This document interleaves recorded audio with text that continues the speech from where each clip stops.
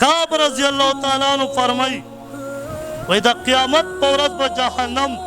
لویا سا واخلی لکه ما او تا چې کله سا واخلو ستړي لویه سیګانې اخلو وی دغسې به دغه جهنم لویه سا واخلي هغه مقربې فرشتې و هغه نبیان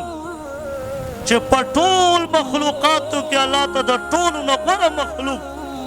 هغه نبیان دي پیغمبران دي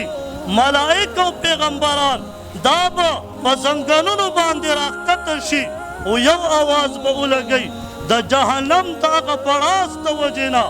چې یا رب نفسی نفسی د قیامت په ورځ به ټول خلک پیغمبران به نفسی نفسی چغه ووایي دا جهنم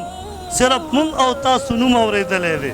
الله دې مونږ او تاسو ترې بچ کړي او بل روایت کې راځي مفهوم مبارک کې داسې دی وی جهنم په اویاو زرو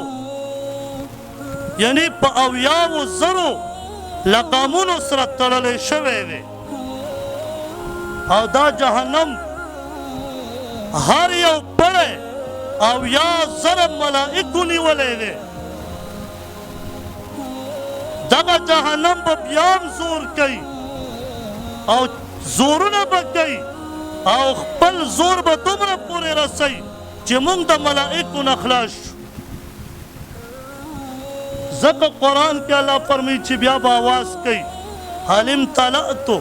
امتلأت هل من مزید یا الله نورم راواچوه یا الله لا ډک شوی نه یم د هغه جهنم نه د خلاصېدو دپاره دلته کې خلاصۍ کېږي